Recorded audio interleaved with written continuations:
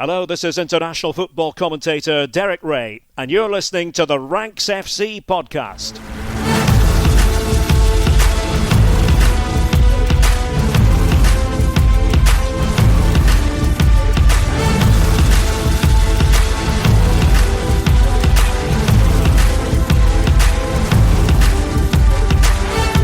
Hello, Rank Squad, and welcome to Ranks FC. It's your favourite transatlantic football podcast, back for another week. My name is Jack Collins, and I'll be your host today as we take a deep dive into the Champions League round of 16. 16 teams left, and we're going to be ranking them all in order of how likely we think they are to win the competition. There'll be a little time at the end as well to talk about our favourites for the Europa League and the Conference League after those brackets were drawn as well. And to help me do so, got a man who's now incredibly familiar with the idea of a bracket. All the way from San Diego, it's Mr. Dean Jones. How you doing, mate? Oh, very good, mate. Thank you very much. Obviously we could have done a full episode today on San Diego FC, my new team, with our 100% win record, couldn't we? Imagine supporting a team that's not got a 100% win record. No, I can't imagine what that feels like.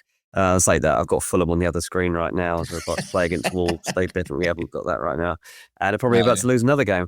But yeah, it's exciting now, mate, in the Champions League, isn't it? This is where it gets a bit more familiar for us because obviously we've had a dysfunctional start to our Champions League year because none of us knew what was really going on. We had this extremely weird league table. And then we've had the playoff section, which was pretty exciting, to be fair. And now we're back down to normal. We're into the normal knockout stage. We're into the last 16. And so in traditional ranks style, we're going to rank them. Because now we get a pretty good idea of who could make the final. Because not only do we know this phase, but we know the next one and even potentially the next one. Well, that's it, all the way through, right? And this is something new. This bracket element of it has been changed now. Obviously, we knew.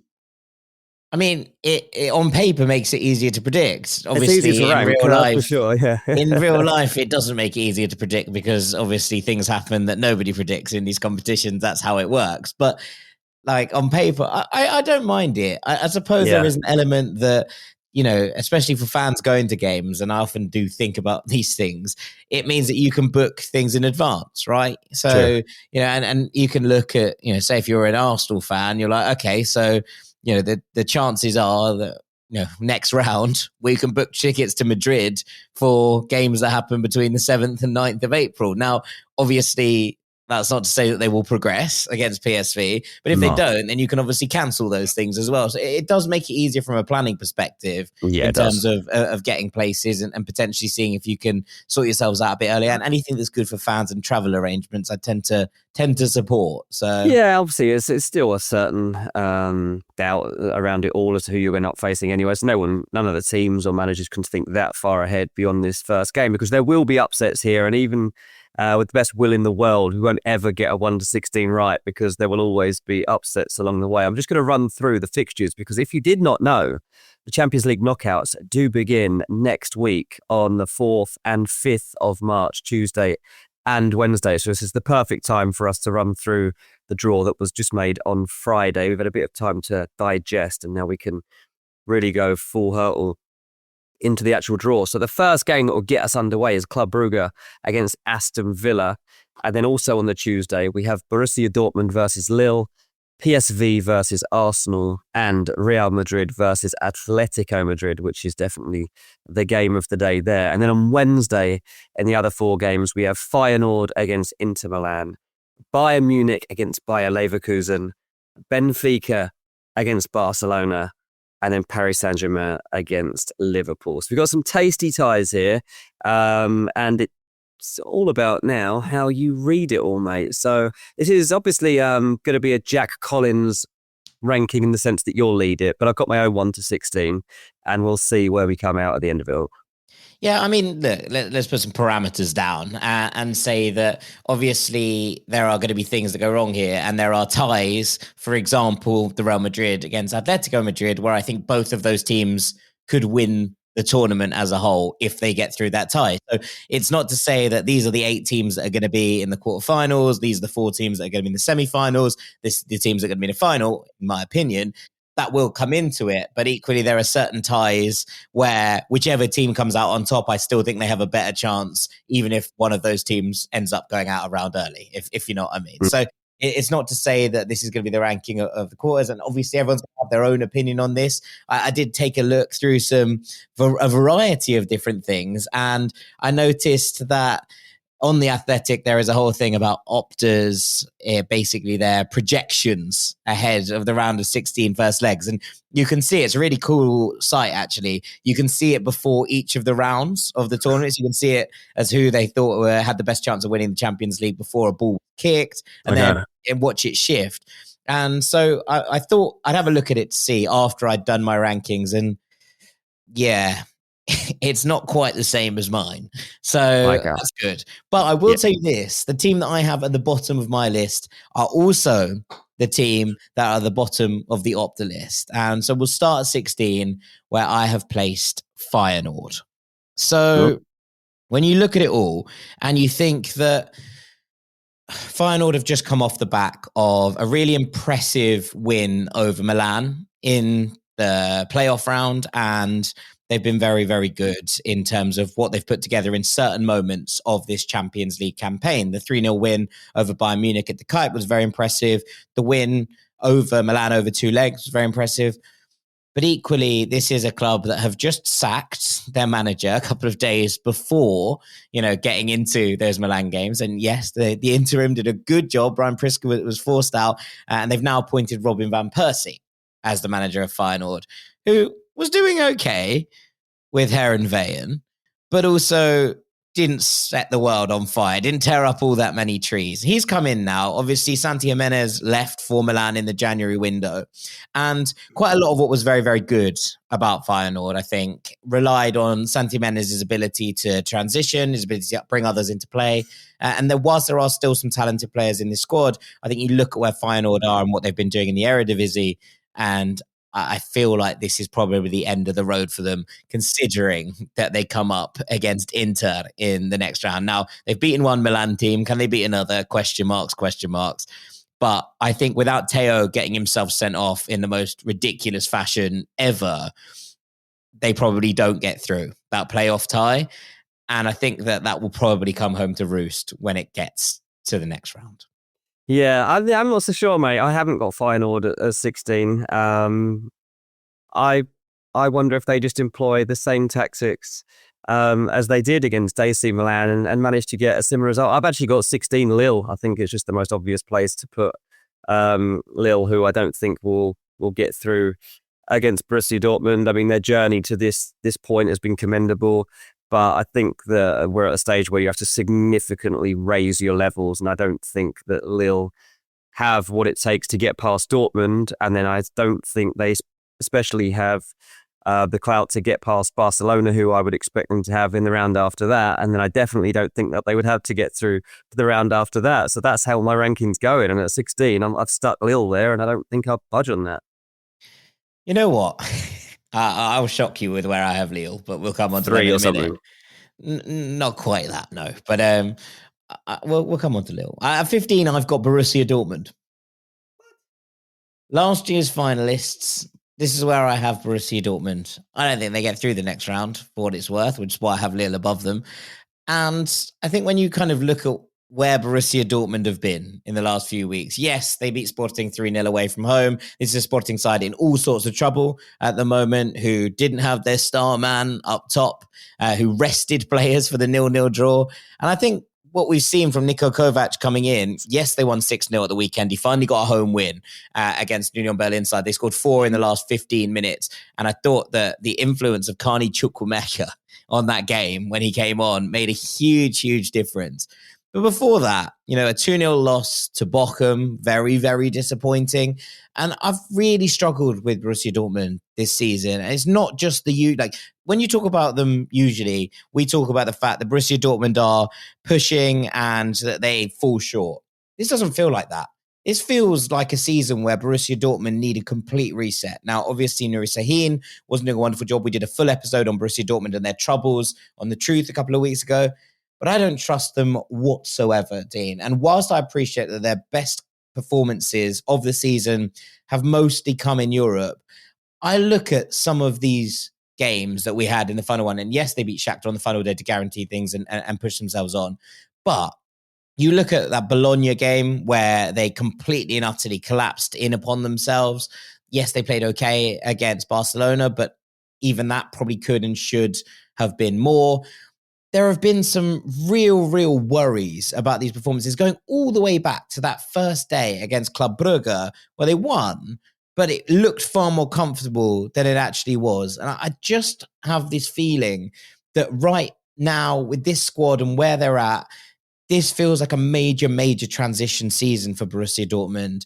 And I wouldn't be surprised whatsoever if they go out to Lille in the next round. And even if they don't, like you said about Lille, I can't see them getting past who we assume is going to be a Barcelona in the next round.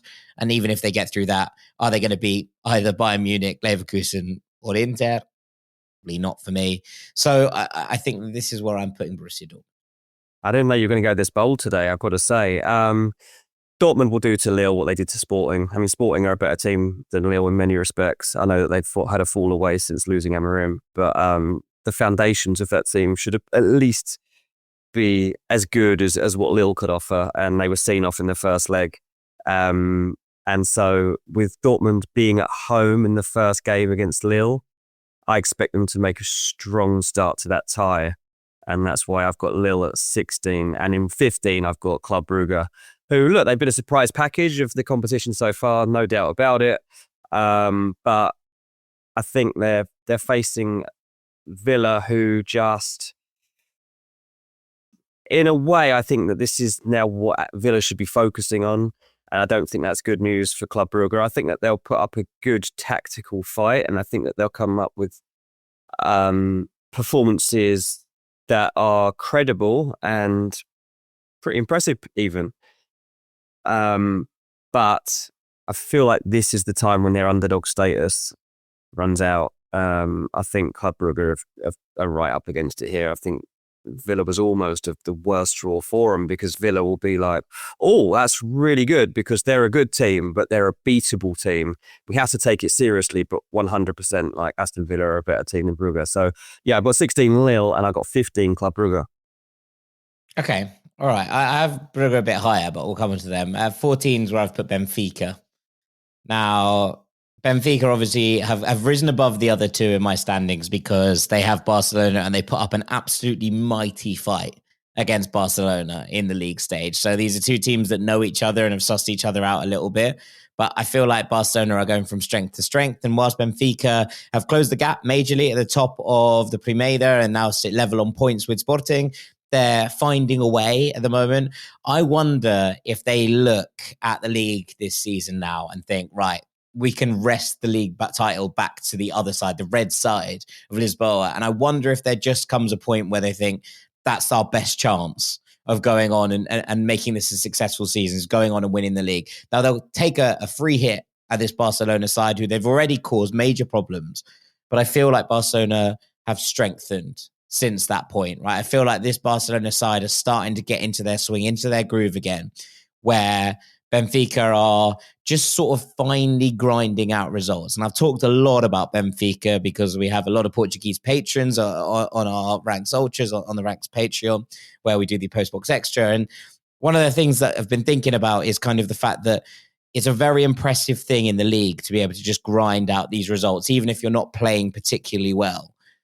But at the moment, I just feel like the fact that they are not playing particularly well, even if they are picking up these results, is going to make them fall short in this Barcelona game. And considering, where Barcelona are and the opportunity to potentially go and win this competition, looking at that side of the bracket, or at least get themselves to a final, I just feel like they're going to be full guns blazing when it comes to this Benfica game. And look, Obviously, Benfica got through against Monaco in the playoff round.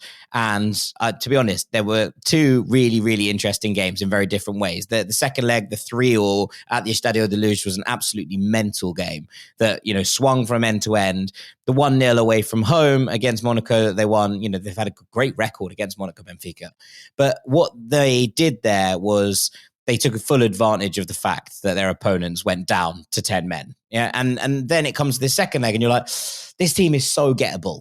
There are things that you can do to this Benfica side to really hurt them, I think, in terms of a defensive perspective. We saw that from Barcelona. We saw that from Monaco.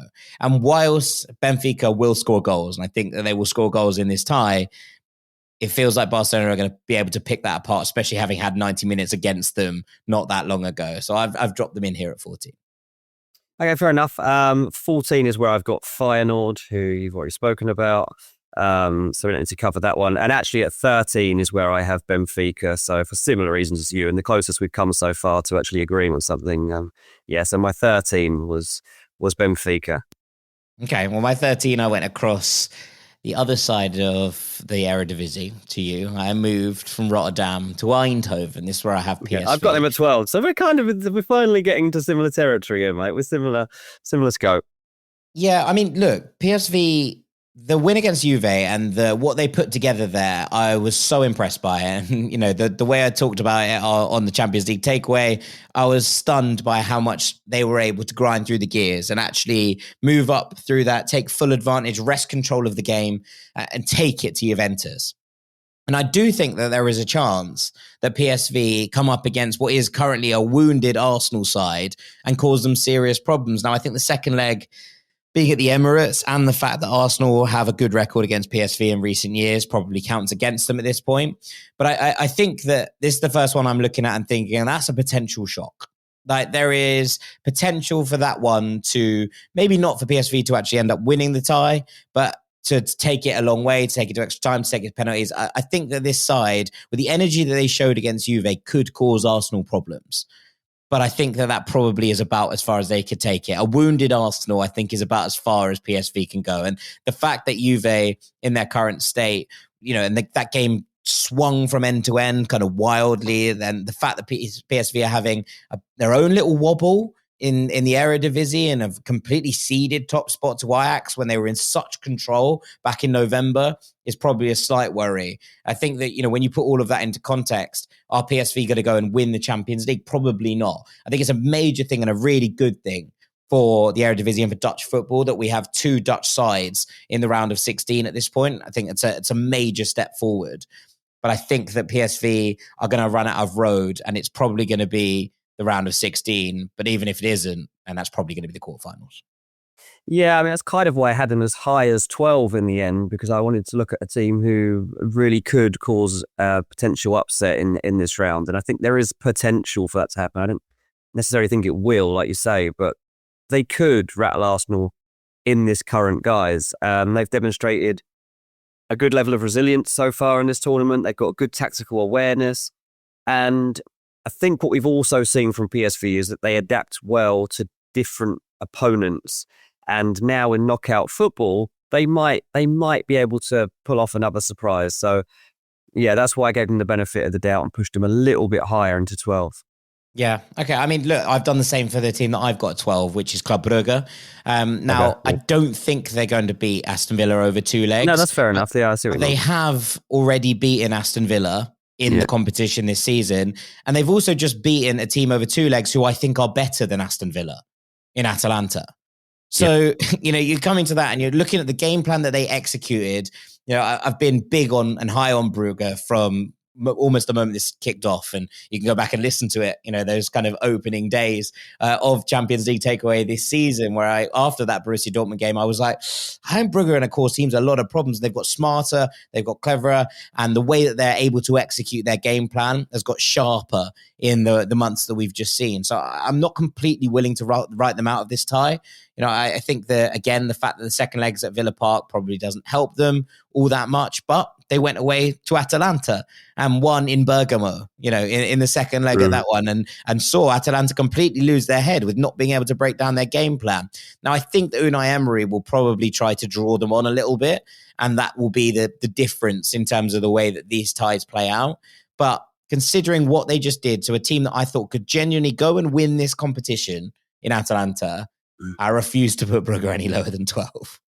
Yeah, no, I understand that. And I actually do feel a little bit disrespectful to put them in 15th here, given how that they've defied the odds a few times across this campaign already. And, if you'd have done a ranking at the very beginning of the Champions League, you'd have had them in one of the bottom places, right? Like no one would have expected them to be at this stage. So, yeah, when I was drawing up mine, I was like, this is the one I feel worst about, because there's absolutely reason for them to believe that they could cause another upset. And I don't even think they would consider like Villa to be that much of an upset, like you say.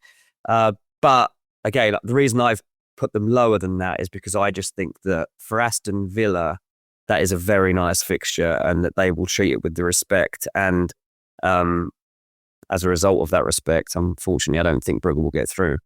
Yeah, okay, fair enough. And also it is worth noting that Brugge beat Aston Villa with one of the weirdest goals in Champions League history, with Tyrone Mings giving away that penalty in absolutely comical fashion in so many ways. To 11, where I have Lille. This is where I have them. Now, wow.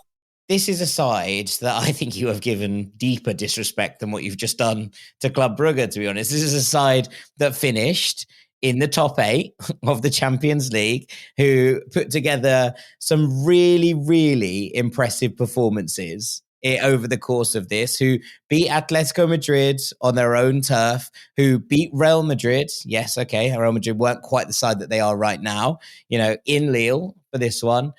And you kind of look at it and think, this is a side, and the way that they dismantled Feyenoord on the final day, that 6-1 win, was something very, very special. They've just come off the back of a 2-1 win over Monaco and a 2-0 win over Rennes in Liga. They're currently 4th in Liga and very much in the hunt for a Champions League place again. I think there are some really, really serious players in here. Now, Jonathan David, everyone knows about, we've talked about loads, but the way that they play him in the front too, Chuba Akpom came in the January transfer window on loan from Ajax and has started to kind of make his stamp on this team. But it's this Scandinavian left-hand side, Dean, that I think provides the real joy in this team. Now, Håkon Haraldsson, the Icelandic man, who is 21 years old and who is showing his ability week in, week out at the moment. I think this is a name we're going to be hearing for a long, long time, knocking around in the world. I really, really like what he brings to the table. And he's got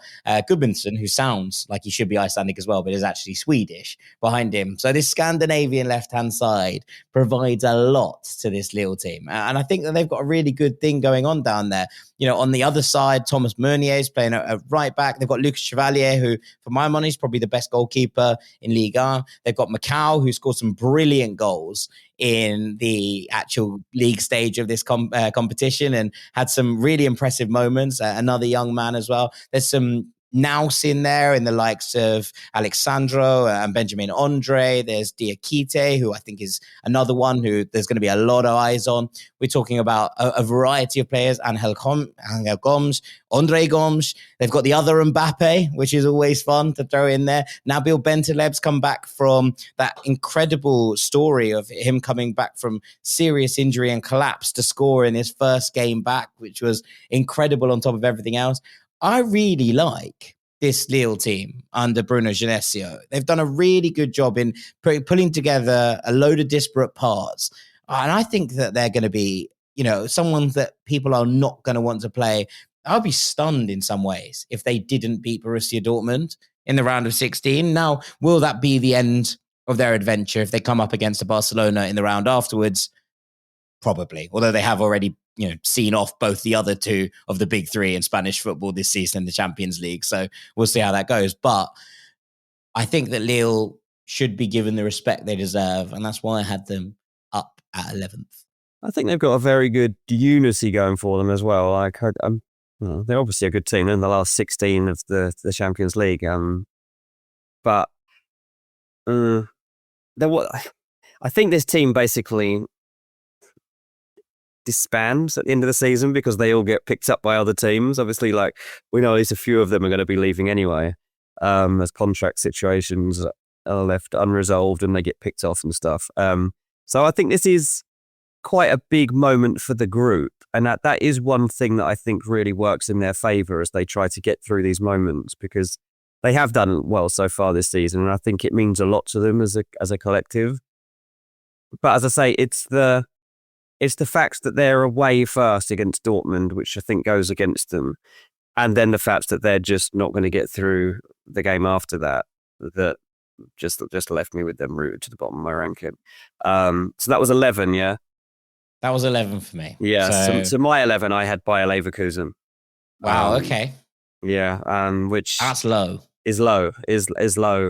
And it's because I'll talk about it more when I get to the Bayern part, but I think this is too much of an opportunity for Bayern Munich to miss to kind of go on and potentially win the tournament. I think that obviously, like, this is going to be a close game, and you could easily make an argument that Leverkusen can outgun Bayern it. They won't. Bayern cannot allow that to happen. And Leverkusen's, look, they have an amazing attacking mindset. The creativity of the team is outstanding, and I love watching them. But can they manage a two-legged knockout Champions League tie against Bayern Munich, who really, really need this right now? I don't think they will. I don't think. And I think that they've got really actually unfriendly two games. Bayern and then Inter Milan. That's basically their part of semi-final. Is not happening. There's no way that Bayer Leverkusen are going to get beyond that. Whereas if I was to flip the script and look at who they're up against first, Bayern Munich, I'd be like, yeah, Bayern Munich, if they win this game, they can go on and win it. So, sorry, Bayer Leverkusen. I don't believe you can get through this, and I've got you down 11. Okay, well, that's a really nice run-in, because at number 10, I have Bayern Munich.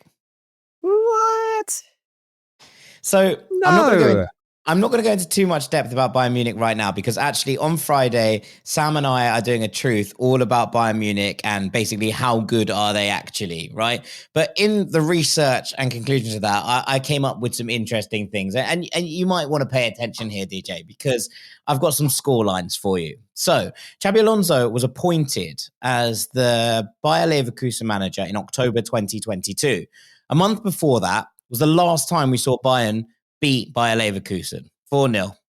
Since then, and since Xabi Alonso's been at the helm, there's a 2-1 Leverkusen win from March 2023, a 2-2 draw at Bayern Munich in September 2023, a 3-0 Leverkusen win in the Bayer Arena in February 2024, a 1-1 draw in Munich on the September of 2024, a Pokal game where Bayer Leverkusen this season knocked Bayern Munich out of the Pokal in the round of 16 back in December, and then the 0-0 draw from a couple of weeks ago where Leverkusen should have won about 4-0 and Bayern accumulated a total XG of 0.0.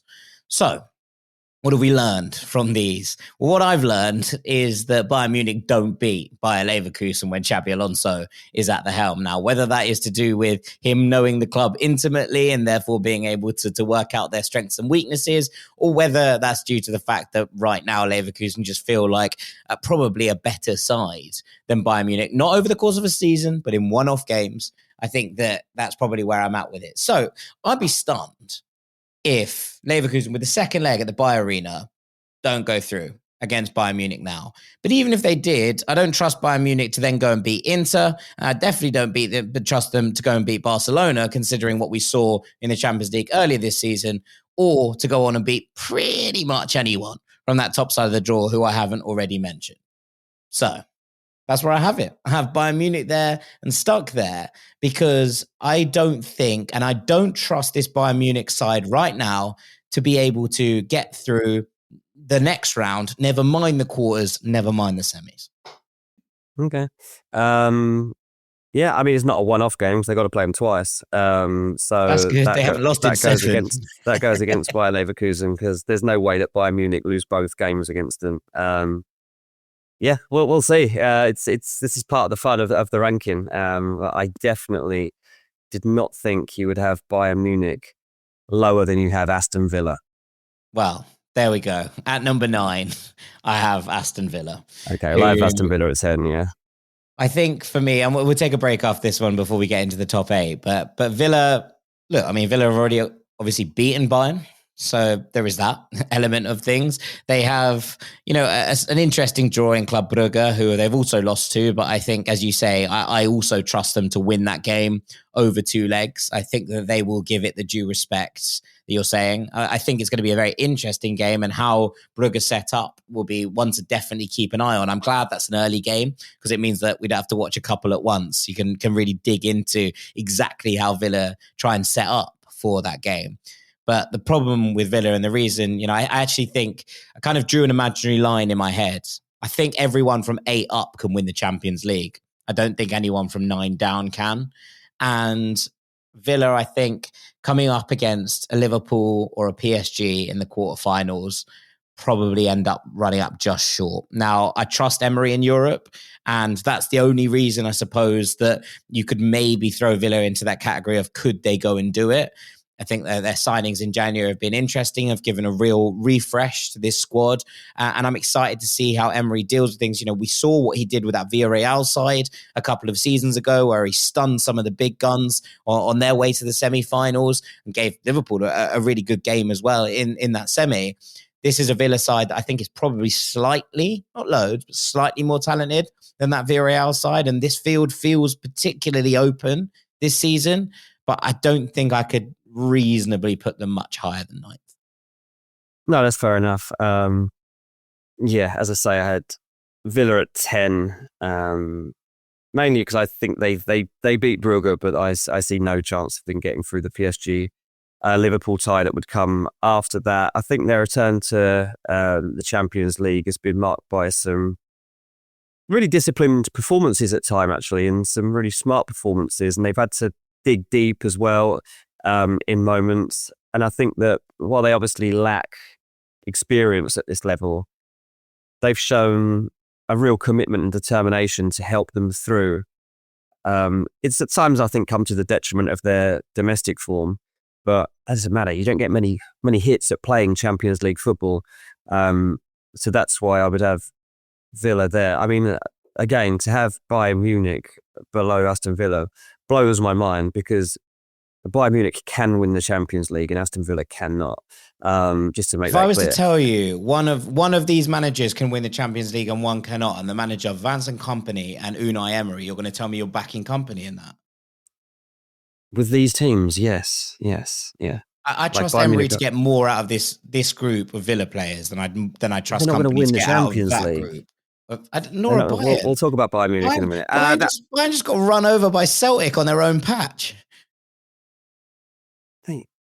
We're not talking about them right now. We'll talk about it in a minute. At number 9, I've got Borussia Dortmund, who, yes, I think beat Lille, but and I like watching Dortmund always. And you never know exactly what you're going to get. And they made a final against all odds last time around, and it was an unbelievable run. And I'd love to see him do something like that again. I just don't believe in this current group in the same way. I think that they just have head losses that just don't go hand in hand with success. So I just can't. This is their ceiling. 9th is where I put Borussia Dortmund. I can't believe you have Borussia Dortmund above Aston Villa. I can't believe you have them, to be honest, above Leverkusen at this point, considering where those two teams are right now. But we are where we are. We're going to take a break there before Dean and I descend into screaming at each other on the tape, and we'll be back afterwards. Hello, Rag Squad. When you think about businesses that are selling through the roof, like Allo or Allbirds or Aviator Nation, sure, you think about a great product, a cool brand and brilliant marketing, but an often overlooked secret is actually the businesses behind the businesses, making selling and for shoppers buying simple. For millions of businesses, that business is Shopify.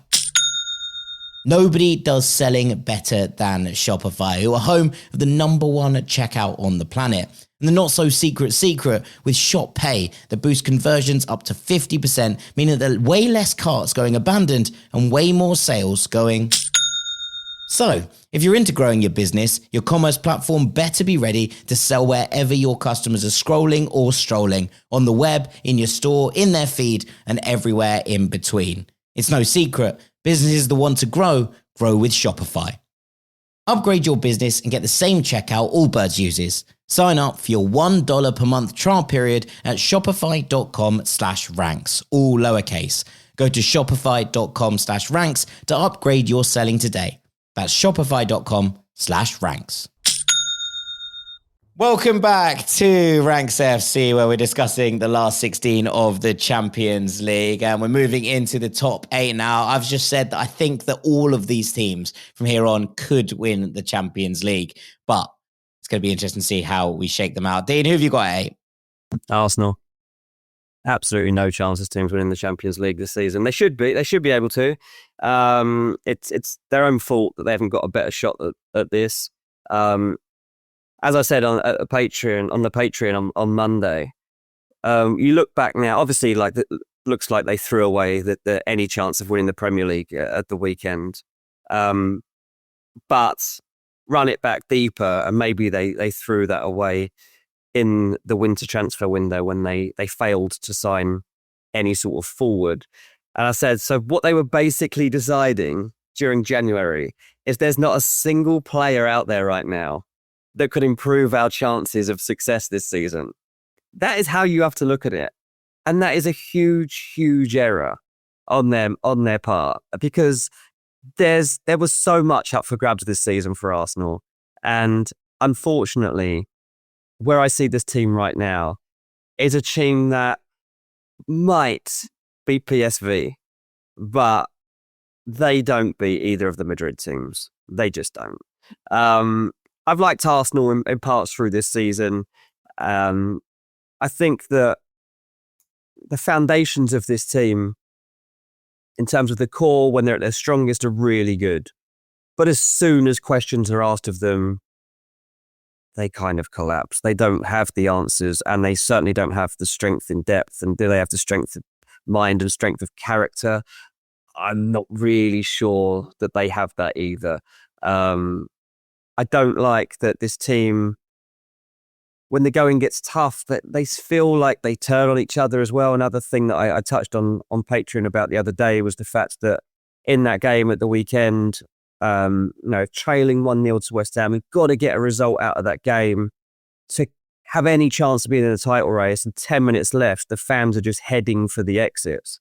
Okay, you got 10 men, but you got one goal. You need one goal to turn this game on its head. It can be done. And that is the belief that you need to be a champion, to win a big trophy. And unfortunately, as good as Arsenal's rise has been over the past few years, they're not fun and they're not winners. Like, none of it's there anymore. Like, they were better when they first were good under Arteta. Like, that first big season they had was better than the Arsenal that we see now, because they've resorted to more defensive tactics. They play within themselves more. They haven't even got a goal threat at the moment. So they'll be probably good enough to get past PSV. But honestly, I've had to put Arsenal in 8th because all 7 teams above them have a better chance of winning the Champions League. Well, after we argued on a lot, we finally come to our first locked-in Oh my conclusion. God, the first one, number 8.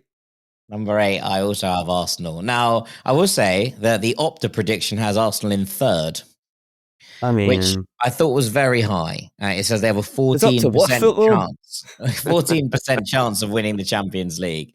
But I just feel like you're absolutely right. And look, the reason I was a little bit reluctant to put Arsenal this low is because obviously things change as you go through the bracket. So if they do get through these 2 legs against PSV, which isn't a given, but I think that they will feel that they have the opportunity to do that. By the time the quarterfinal rolls around against, whichever of the Madrid teams it is, they will probably have Bukayo Saka and Gabriel Martinelli. back in this team, which does maybe change the aspect of it a little bit. Yeah, that's true. That's fair. And that was why I was reluctant to put Arsenal this low. But I came to the kind of conclusion that it doesn't change anything in terms of who plays through the middle. They still don't have, Gabi Jesus or Kai Havertz, who neither of whom will be back for the rest of this season. And I feel like to occupy a Real Madrid or an Atleti back line, you have to just have someone who's going to put in those yards in there. And I kind of struggle to see who it is. I like Trossard a lot, but he has kind of flattered to deceive, I think, through the second half of this season so far. And I feel like without that natural, not even necessarily goal threat, but someone who's going to play and kind of occupy defenders in that position to the same extent, that they might not be able to get the better of either of those defenses, which both feel like they're coming back up to full strength at this point. And so that's why I kind of reluctantly put Arsenal in here. But I do appreciate that things can change. And obviously we're looking at this on the body of evidence we have already. The body of evidence we have already suggests that, they've already beaten PSG pretty comfortably. They've dealt with the tests that were put in front of them in the Champions League. But I think things have probably changed from my perspective in terms of where Arsenal are as to where they were, 3 months ago. And if we'd done this and ranked the teams, before Christmas, I would have had Arsenal up in sort of third or fourth, I think, at this point. But since then, and what's happened to that squad, I feel like unless Mikel Arteta comes up with a really innovative solution, which I don't think is beyond him, but we haven't seen it so far, this is probably as high as I can probably put them. But as I said, I think anyone from 8 upwards could win the Champions League. Yeah, I think that's fair enough. I just say, like, if the injured players are back and stuff, then that does potentially change the picture there. So if Arsenal fans are screaming at us for that, then fair enough. Like I can take that, but as it stands right now, the version that we're seeing right now is certainly no higher than 8th. I've got. Let's go to 7, because in 7's where I've put Bayer Leverkusen. Now, I think that this Leverkusen side are maybe quite cut out for this kind of thing. They've played really well, and actually they've lost 3 games all season by Leverkusen. Now, one of them was that hammering at the hands of Liverpool at Anfield, and that obviously does knock them down a few pegs in this. And they lost that game 2-1 to Atletico Madrid, which they never should have lost, and they completely lost control of in the second half as Atleti just dark arts them.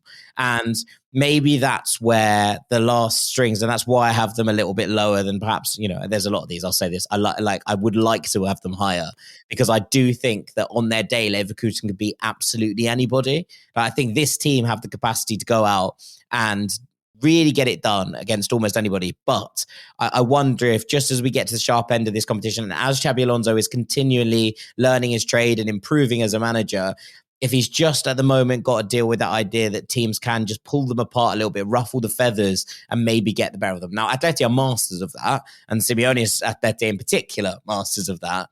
So, it's not necessarily a kind of cross against Bayer Leverkusen that they were done in that fashion, because you have to appreciate when someone's doing things that are going to put you in those situations, it's difficult to kind of roll with. But that probably just about puts them down for me. But you look at where they are. They haven't lost in the league since the 31st of August, which is absolutely nuts. And, since November, really, they have been as good, if not better, than Bayern in the Bundesliga. Now, their start to the season, where they lost that game really early on to Leipzig, and then they drew 5 of 6 at one point, has really pushed them backwards. There's 8 points between them. If they hadn't, drawn all of those games, especially the ones in a row, they drew with Bremen and then Stuttgart and then Bochum, at the end of October, start November, and everything felt like it was a bit wobbly. Since then, they really found a groove again. And whilst not everything's been perfect, it has felt like they've been really pushing back in the right direction to kind of move things on and shift the needle. And I do think in this competition, as Xabi Alonso continues to learn, they are going to be a force to be reckoned with as they come up against, almost anybody. But I take your point that, there is still a little bit of maybe concern about how they deal with teams that have smart and maybe a little bit dark tactical plans in terms of how you deal with them. And that, I think, for me, is the question mark over them right now. But I mean, I'm really excited about this Leverkusen side. And I think that when you put them, in these situations, we're going to learn a lot about them very quickly. Yeah, no, fair enough. As 7, I'll probably surprise you here, but this is where I got Inter Milan. now this is a lot to do with where we are right now. The past month has been a weird one for Inter Milan. They've lost twice to Fiorentina and to Juventus, and their wins have been very tight, 1-goal margins. I just am not wholly convinced with the version of Inter Milan I'm seeing right now. And the fact they are in such a tight title race domestically as well holds me back from tipping them as a team that can even go on and win the Champions League if they win this next game, because I think that there'll be other teams with freer minds to focus around the Champions League. So Inter Milan, they play Feyenoord as their last 16 game, which, yes, I think they'll win. But then we get through to the next phase, Bayern Munich and Bayer Leverkusen. If you'd have asked me this in January, 6-7 weeks ago, I'd have been like, yeah, I'm really confident that they could get through that game. I'm less so now. Yeah, I'm less so. I mean, they already lost to Leverkusen in the Champions League, the first goal they conceded in the tournament. So with the goals drying up a little bit, being a little bit less convincing, to not even be sure they can get through the quarterfinals, makes me just hold back on this team at the moment. Look, they're definitely capable of going further. They're definitely capable of proving me wrong here. I just feel their schedule doesn't help them come through what I think will be a tricky period overall for them. So, yeah, I'm afraid Inter Milan, you're in 7th. Okay. All right. I think your arguments are fair. I disagree with them, but I think your arguments are fair. At 6 is where I've gone for Atleti. Same. Because I think there's almost a kind of thing that, and this is the first one that I think you look at this, and there's 2 games like this, but this is the first tie I look at this Real Madrid Atletico Madrid game and think winner of this tie could well win it, right? But considering where Real Madrid are right now, and I know these 2 teams have drawn their last 4 in all competitions against each other, I think that Real Madrid feel like they're upping through the gears in a way that Atleti don't quite. Atleti have been, and I said all season, they feel like maybe the most stable of the 3 clubs in Spain. And that's why for a while I really, really did think that the league title might be the one that they end up lifting. But I just think that considering Real Madrid have been able to go through the gears, I think it really helps Atleti for what it's worth. If this second leg was at the Bernabeu, I think I would have had them probably slightly lower. But I think it really helps them that it's at the Metropolitano and that the place is going to be absolutely bouncing for that second leg, as long as they're not out of sight, obviously. But it just feels like they're probably the slightly less likely side of these 2 to go through. And I kind of wanted to, a bit like what you're saying there in terms of where the teams are in terms of the semi-finals and who's going to be there and who's guaranteed a kind of route. That's kind of where I've come to it. And, you'll see that in my number 5 as well. I've kind of shifted the teams who I think just about end up, on the wrong side of those ties down the pecking order a little bit. And so Atleti have fallen down here. But I do think that if they do go and beat Real Madrid here and they really do set it up, then they're going to fear absolutely nobody. Yeah, absolutely. That's why this one is a tough call, because it's a Madrid derby. They do have the capability of beating Real Madrid in that matchup. They obviously are known for their great organisation. They have that counter-attacking ability that definitely could leave Real Madrid reeling if they employ that successfully. And they can stifle, they can frustrate, they can perhaps force Real Madrid to pick up red cards that they definitely don't want. There's a good experience to this team, but it's an extremely hard matchup, and I just can't envisage that they can go all the way. Even though, the weird thing about it, I guess, for Atletico Madrid is that their last 16 game is more difficult than their quarterfinal game. That's the strange thing about how are you having to pit this one, because I don't know if they could beat Real Madrid, but I do think they would beat both PSV and Arsenal. So a tough call on Atleti, but yeah, I think 6th is where I kind of had to limit them. Yeah, I mean, look, if they get to the semi-final, then they're all kind of bets are off, right, with Atleti, because you know exactly how they're going to start to kind of drill into, let's actually go and finally win this thing. And I think that's really interesting. Above them at 5, I have PSG. And look, I'm really hot on this PSG team. I've said that in weeks gone by. I think that they're incredibly exciting, and I think it's good for them that they have a test early on in this competition. The thing is that, there's still the very high chance at this point that they don't pass that test. And that's the tricky bit. We're trying to analyze where they are. If PSG beat Liverpool, I think they win it. But I think that the chances of them beating Liverpool are about 40%. So therefore, that limits where I'm at in terms of do they go on and kick on from there. But I really like this side. I think that they are moving in the right direction. I think this midfield is excellent. I think the experience coming back in defence is going to help them. They're finding goals from different angles. They have Lucho Enrique in charge, who is a phenomenal manager. They're finding goals off the bench. They're able to switch the system up. They are able to now rotate in their front line, whether that's Gonzalo Ramos starting as a number 9, been rare, but he can come in there and do a job, change it. Whether that means someone like Ousmane Dembele coming in and playing as this fluid player who can drift around. Barcola, Doué, Kvaratskhelia now as well. There's so much to like about this team. I just wonder if the emotional scars of what's happened in the years gone by just mean that when they come up against this first test, they potentially freeze a little bit in the headlights. And obviously City, we saw against them in weeks gone by, they found a way to kind of fight back from that and get a really important win under their belts and end up winning that game 4-2 from 2-0 down in the second half. I feel like if they make the mistakes that allow for goals against them against Liverpool, they're not going to be given a route back into the game. And that's the thing that worries me. And with the second leg at Anfield, again, this was the other way around. If Liverpool were at home first, maybe this looks a little bit different. But I think with the second leg at Anfield, Liverpool will fancy that they'll beat anybody. And that even includes this PSG side, who I love very, very much. Yeah, I don't even think I'd have had them this high if it wasn't for you crowing about them all season, about how you felt they were kind of the dark horses of the tournament. They might be able to go on and win it. I see less than a 40% chance that they could beat Liverpool at the moment, to be honest with you. But like you say, if they can pull off a result there, then maybe they do win it. So that's why I've actually put them as high as this.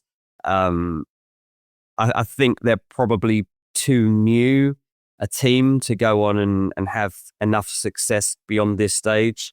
They've definitely been impressive, but I can't actually see this happening now. It was a tough draw for them, to be honest, to get Liverpool of all teams. Yeah, 100%. Right, number 4. This is where I have Inter. No. So, I take all your points, but equally, and I do think that this Inter side are kind of just carved out of rock at this point. When it comes to the recent results and what's happened, yes, none of it's been pretty. They're actually playing, just after we record this in the Coppa Italia against Lazio. But, you make that point that there have been some losses in recent weeks, and absolutely, although they should have beaten Juventus in the Derby d'Italia, the Fiorentina game where they didn't take advantage of their chances in the first half and then were basically punished brutally in the second was a real kind of, oh, wow, what's going on here? But with all of that said, I do think that this Inter side have muscle memory in terms of knowing how to win. I think they've got a point to prove. I think they're bitter that last year, didn't end up with them going further in the competition when it was potentially there for them to go and have another really good go at it. I think they feel like there's enough in this team to go and hack it. And I think the rotations and the squad depth they have, at the moment, there's a couple of key injuries that are holding them back a little bit, but the squad depth that they have should put them in good stead.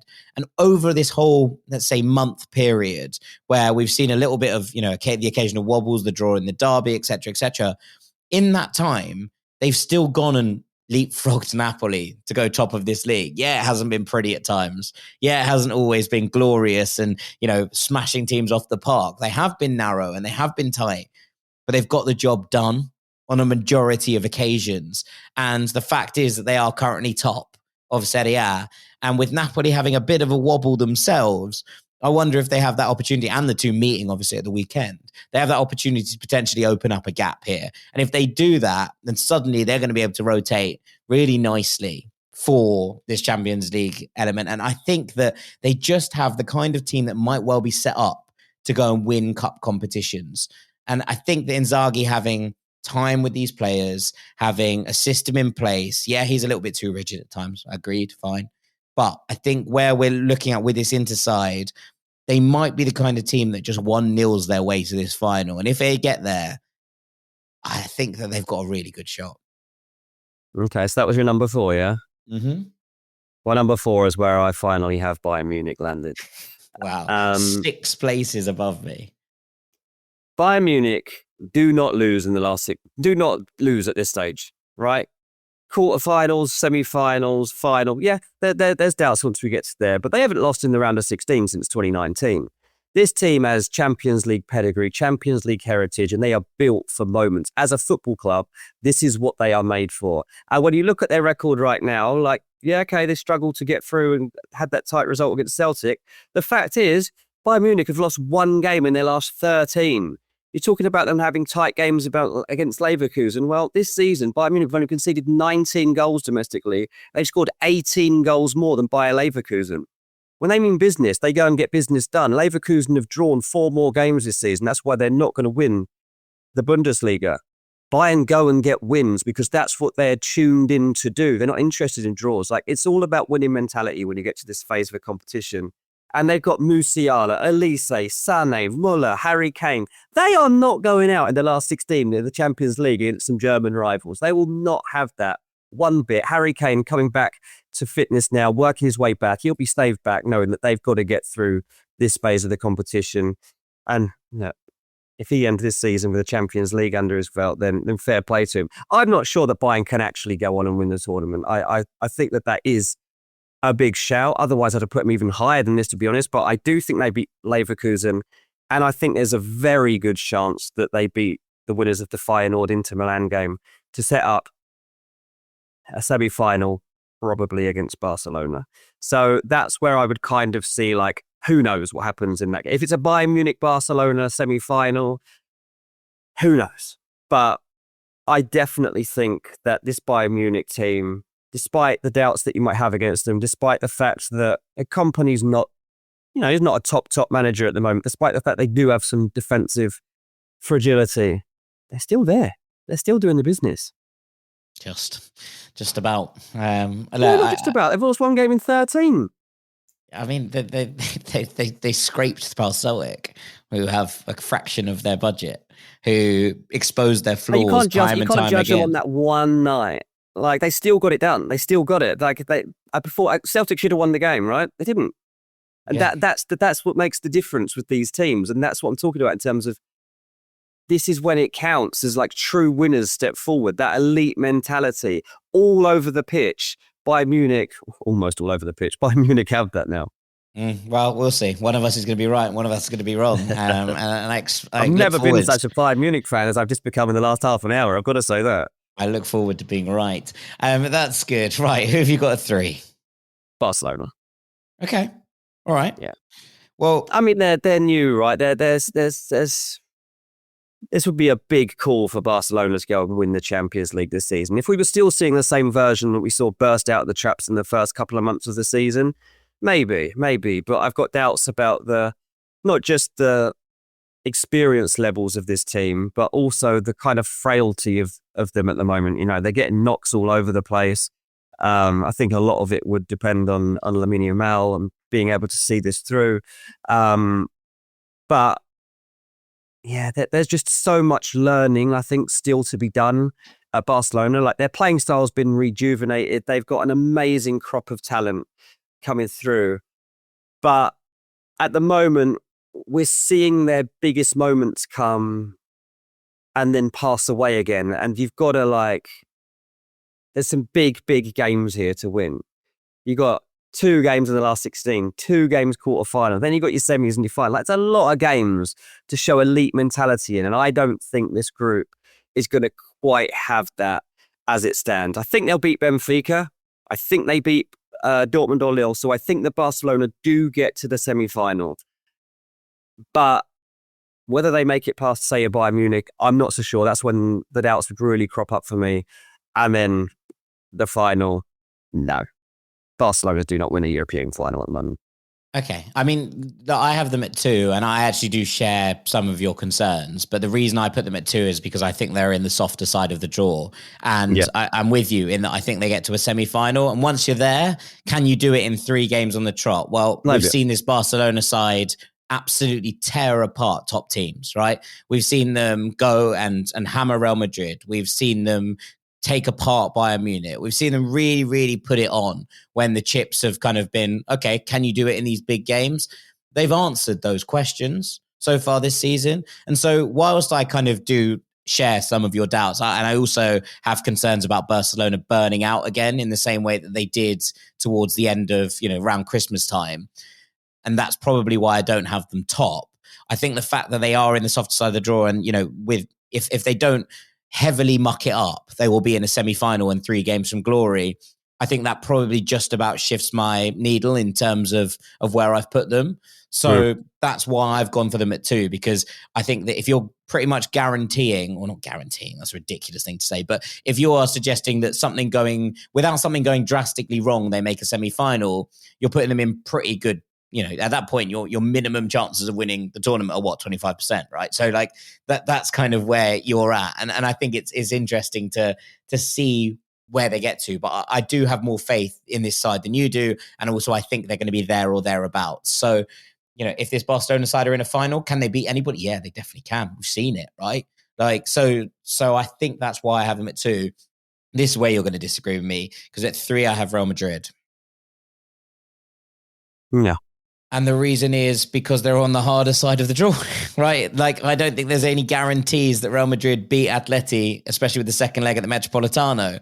And then they come up against probably Arsenal, which I think they would win. And then they come up against probably the winner of that PSG-Liverpool tie. Now, Liverpool have shown their consistency over the course of this season, and PSG are one of those sides that if they get rolling, then they're going to be very, very hard to stop. And so that's the reason I've gone with Real Madrid 3, which obviously for me leaves Liverpool at 1. They've been the most consistent side in Europe and the Premier League this season from everything we've seen. They have been able to rotate. They haven't suffered any major injuries. They have the most informed player in the world across the course of this season in Mo Salah.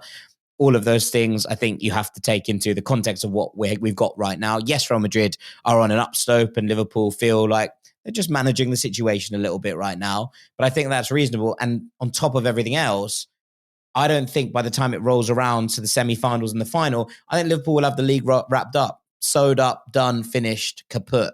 Whereas I don't think either of the Spanish sides that I've got 2 or 3 will be out of a title race. I think that La Liga is going to go to, if not the final day, then the last 2-3 weeks of the season. And that could well be the difference in terms of where your focus lies as you get into these big games in different parts of the season. Yeah, fair enough. So my 3 is Barcelona, my 2 is Liverpool, my 1 is Real Madrid. Of course it is. It would have been impossible for you to have made the argument about Bayern Munich and their history and credit, and then not have Real Madrid at the top of your list.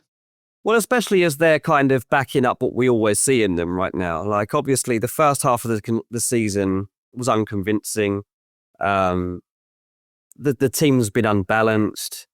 The cohesiveness hasn't been there. Mbappe took a long time to find his feet, almost literally at times. There was concerns about, where's Bellingham now fit in, all that sort of stuff. But now you're starting to see the kind of reading of the game, particularly between like Vini and Mbappe, you're seeing that more and more come to life. You're seeing how Ancelotti is finally kind of accepting that Rodrigo is needed in this team to balance it out. You're seeing the rising stature of someone like Brahim Diaz, who feels like he could also make an impact on a team that is still like overwhelmed with superstar status. But yeah, I just feel like Real Madrid are going to be there. And it was that statement win really over Man City that kind of just reminds you of exactly what they do on these occasions. I know this isn't vintage Man City, but the way that they blew them apart was effortless. And to see Mbappe score a hat-trick on an occasion like this, it kind of just made me laugh because I was like, oh yeah, of course they did that. Like building into that game, like watching the TV coverage and hearing like Mika Richards talk about what City needed to do in the opening stages of it. And within 5 minutes, it was over. It was like, yeah, that this is what Real Madrid will do to you. And I just think that the team is built for, we know that they're built for the final months of the season, not the first months of a season. And they have started to find a pattern of results now that is more encouraging. Now, obviously, when it's come to big games against Barcelona or Atleti, like you could be like, okay, well, that we don't know that Real Madrid can see out those games. I think personally that'll be different in the Champions League because of everything that's come with their history. They believe Real Madrid this is their in the trophy. Champions League, right? This is theirs. This is their trophy. Like at some point, they're like UEFA are just going to give them the trophy and they'll make a new one and they'll make a new tournament because this is their trophy. This is their competition now. But as the reigning champions, join the Super League. Yeah, they've got a hard draw, right? This is a hard draw. So I can understand your reasons for putting Real Madrid not at number one, basically. But yeah, I just can't see past them. Barcelona, I just don't think, as I say, measure up in terms of experience of being able to see out this many big games. And as for Liverpool, look, in terms of consistency and game management, they've been exceptional. I just don't think they would win a two-legged tie against Real Madrid. And basically, my 1 and 2 is the two teams I think are most likely to win this tournament. Like, I genuinely believe that whoever wins, we'll see a Champions League semi-final against Real Madrid v Liverpool, and whoever wins that wins the Champions League. Like, that's basically the way that I see this opening up. Yeah, I think look, it's very difficult to argue with your reasoning around. I mean, Madrid. Salah definitely makes me question that tie, particularly if we end up seeing it, because as we talked about again on Monday's Patreon, like his decisiveness, his drive, the way that he just heads for goal. There's not many people, maybe apart from Mbappe, that can actually do that. So I really want to see that matchup at some point. The only stage we can obviously see it is the semi-final. Also, if it does come to that semi-final, the second leg would be at the Bernabeu. Oh, I haven't even thought that far, but which is significant. That's true. That is pretty significant. I hope we see it, mate. I hope we see it. I really hope we see a Liverpool Real Madrid matchup because I think it would be brilliant. And then while I obviously now for personal reasons would love to see Bayern Munich win the Champions League for connections I didn't know I had until now, I'll be up for a Barcelona final too. I wouldn't mind them being in it this year. We've never had a Classico final. That would be quite something. Classico final could be fun. Yeah, it could be fun. Yeah, I think you're probably fair enough. Fair enough. Right, so we're going to take a quick break and afterwards going to run quickly through my favourites for the Europa and Conference League. Don't go anywhere. Welcome back to Ranks FC. Jack, you are going to wrap us up today with your two favourite competitions. You don't even like the Champions League. You've just been waiting for this part. The Europa Twins. Right, so in the Europa League at 6... No, I'm joking. I'm just going to do a top three for each and then throw a wild card in.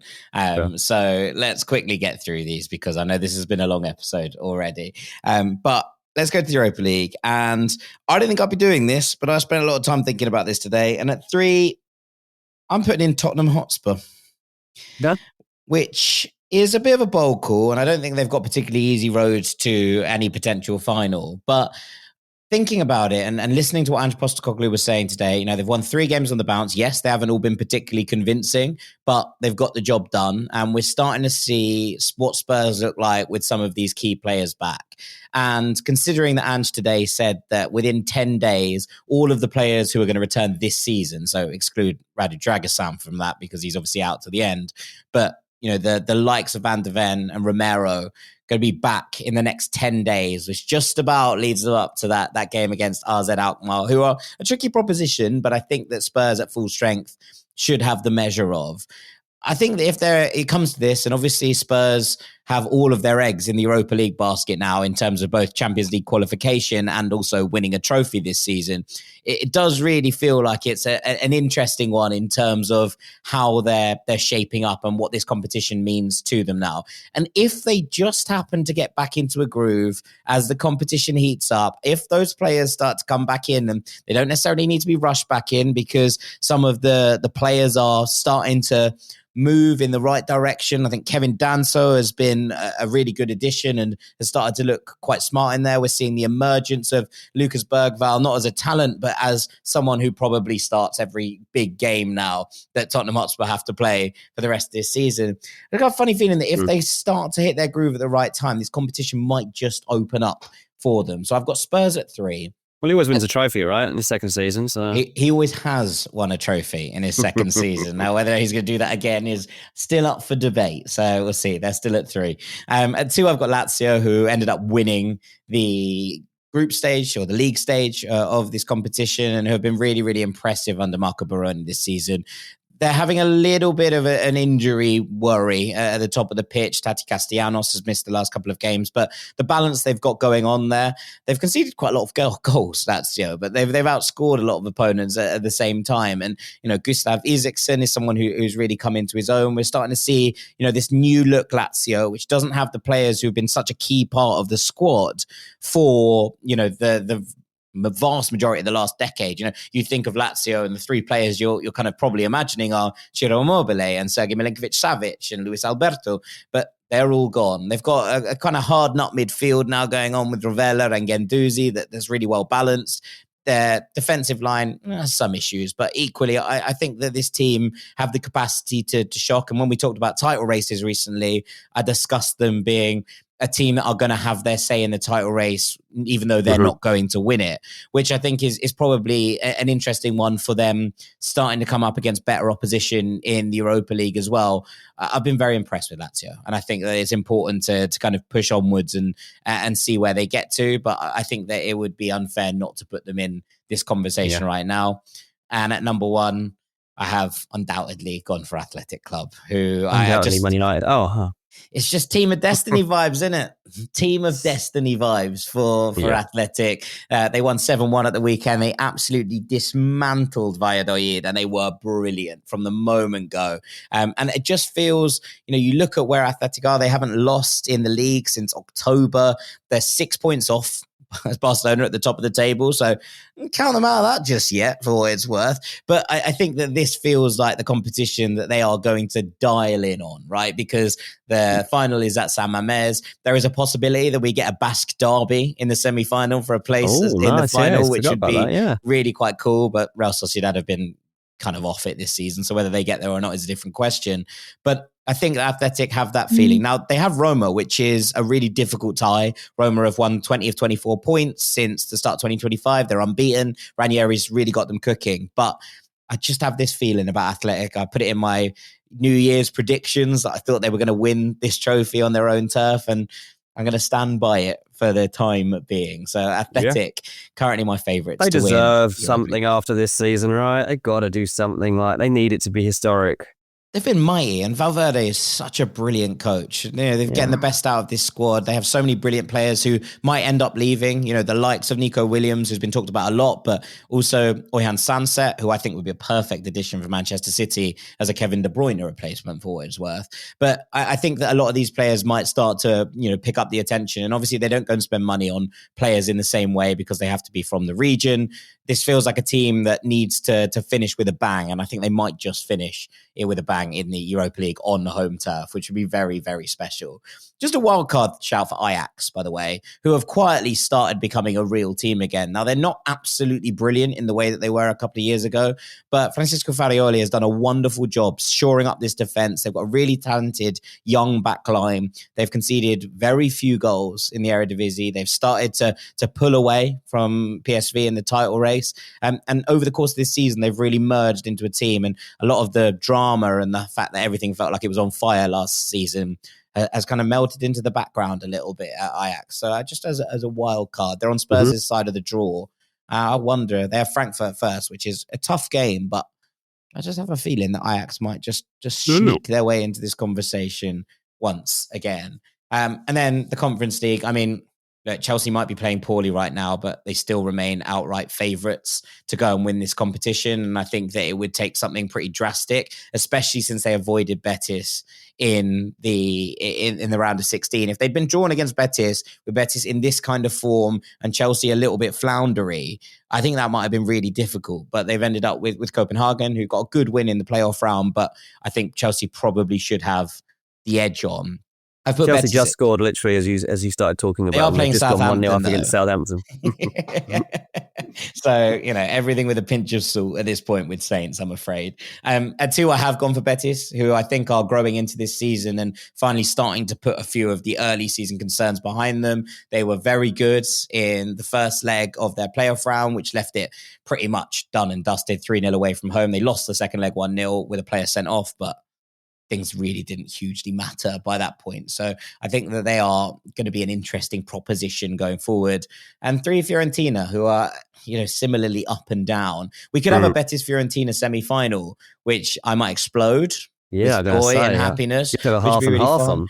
Well, this is it. This is what half and half scarves were made for. I might buy a half and half kit for that game. So that would be fun. I just have to decide if I'm going to Seville or Florence if it comes into the right part. But yeah, I'm excited. But Fiorentina is still third strongest side. There's not loads in the Conference League to dial into in terms of teams that you think are going to cause a massive splash. I think that Vitória looked really good in the first half of this season and in the league stage, but they lost their coach to Sporting, Rui Borges, so they don't feel quite as strong anymore, and recent results haven't been particularly great. My wild card, though, is Jagiellonia Białystok, who are a Polish side and who are thumping teams at the moment. I find them really, really intriguing. Now, they're right in the title race in Poland, which is very interesting as a kind of separate point.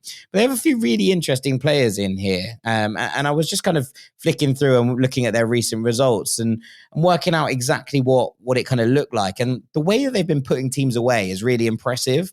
They have a relatively soft element of these next 2 rounds, which could set them up quite nicely. I just think they might be one to keep an eye on. A few players who, have jumped in here, you might know. Darko Cherlanov's on loan from Burnley, the North Macedonian winger, who I really, really like. And then Jesus Imaz, who has been their top scorer this season and has played in a really interesting system that they've got going on up top. They just feel like the kind of side that everyone will be like, who are they? I can't pronounce that name, and might just surprise a few people. So there you are. There's my wild card. Good stuff, mate. Lovely. That was a good European round. Loads to look forward to next week. Yeah, loads to look forward to next week. And I'm really excited to see how the Europa League in particular plays out, because I think there's some really, really interesting ties on that Thursday night. The Conference League feels a little bit weaker this season, or at the very least, it feels like Chelsea are too far ahead of everyone else, even with the current problems that they're having. So I think that, when we kind of come to the Europa Conference League next season, things will be very interesting if it's a slightly less well-equipped side than Chelsea in terms of their squad depth, etc., that come into it from the Premier League. And I'm intrigued to see, how it shakes out over the next few years, obviously in this new format. But from us and from me, thank you very, very much for listening. It's been a long episode, but we hope we've covered a lot of ground. Thank you very much to Mr. Dean Jones. Cheers, mate. I've been Jack Collins. This has been Ranks FC. We hope you've enjoyed our wander through the Champions League and a little bit of its younger brothers, the Europa and Conference Leagues, as well there at the end. On the Friday episode of The Truth, Doogie's away this week, so it's Sam and I.